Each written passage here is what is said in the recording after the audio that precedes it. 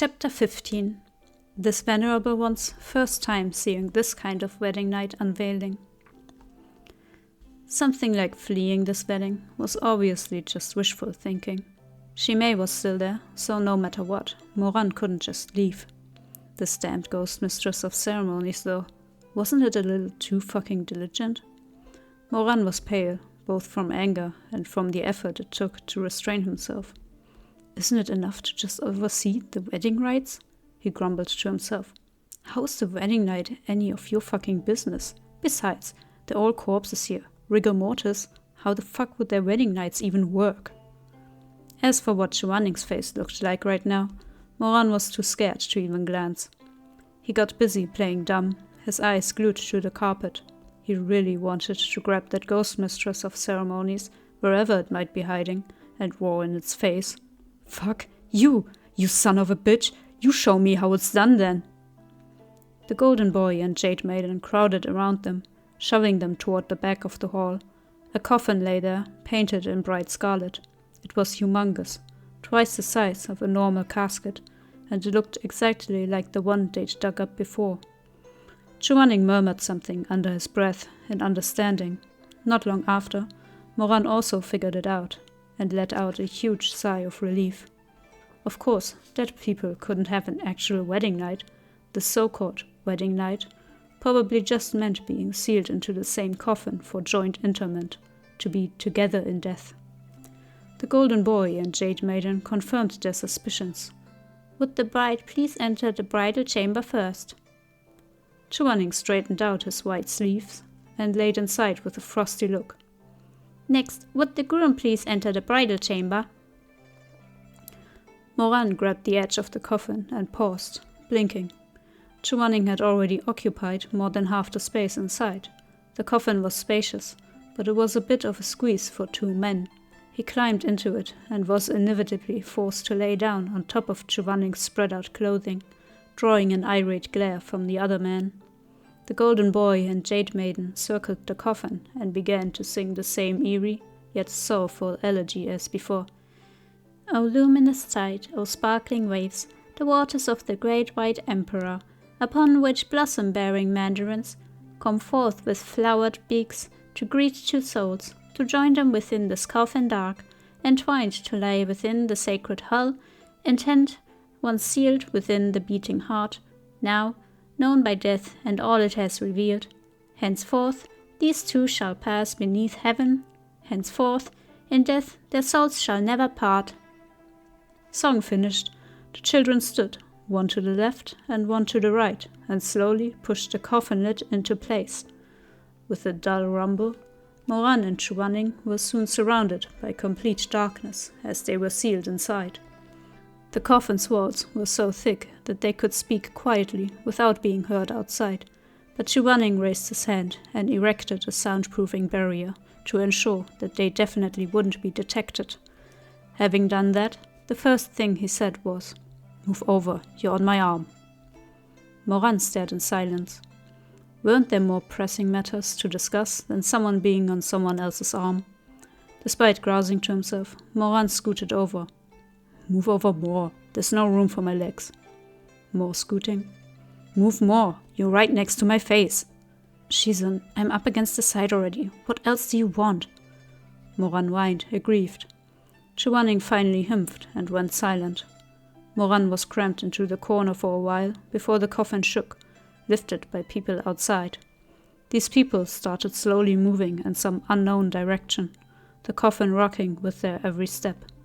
Moran strained to listen to the sounds outside as he seethed, thinking about how Shimei was probably trapped in a coffin with Madame Chen Yao at this very moment.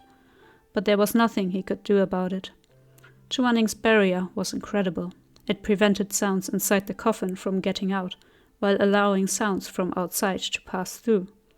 They could hear firecrackers and suonas through the casket's sides. "This gaggle of ghosts and demons sure are bored," said Moran. "Just where are they taking these coffins?" It was too dark inside the coffin to see Chuaning's face, so he could only hear his voice.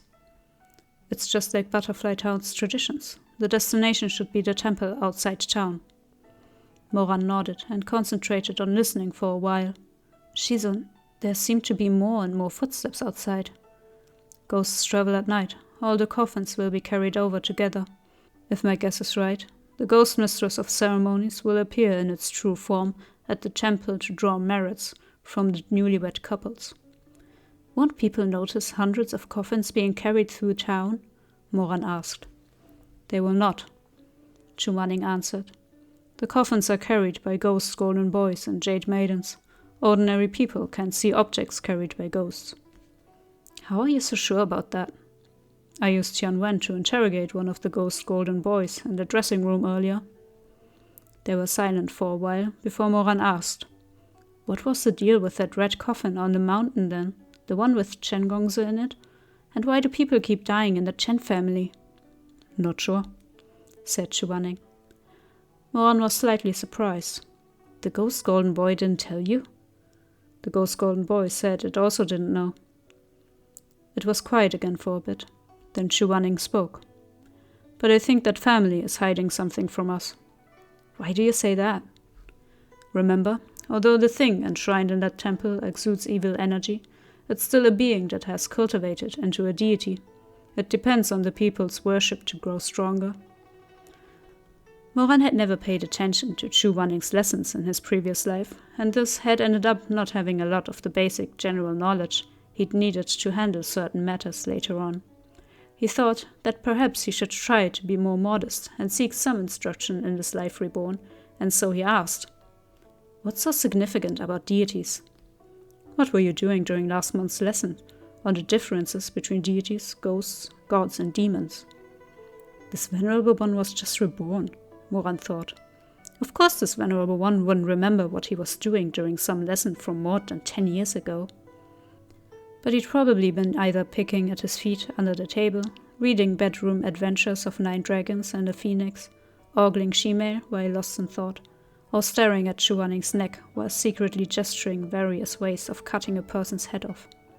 As punishment, copy record of knowledge from the 6 kingdoms 10 times when we return, Chuaning said stonily. Oh. All those times Moran had skipped class had come back to bite him in the ass. Deities differ from gods. Gods can act as they please, but deities cannot meddle in mortal affairs without being beseeched to do so. A shiver ran down Moran's spine, which means that this ghost mistress killed the members of the Chen family at the behest of a person? In the darkness, Chuaning's voice sounded terribly ominous. The beseecher was not necessarily a living person. Moran opened his mouth to ask more questions, but before he could, the coffin shook abruptly and tilted to the left, perhaps because the golden boy and jade maiden carrying the coffin had come to a hill or some such. With the unexpected jolt, the smoothness of the coffin's interior, and the complete lack of anything to grab onto, Moran tumbled over and smacked firmly against his shizun's chest. Oh! Moran put a hand over his aching nose and lifted his head, disoriented, just as the faint fragrance of haitang flowers reached his nose.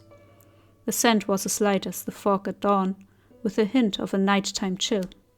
Such scents ordinarily lulled people into a haze, but this one was clean and refreshing, and instead cleared the head. Moran froze, then instantly became hard. This was a fragrance with which he was all too familiar. It was Chuaning's scent, but to Moran, the scent had always been intertwined with desire.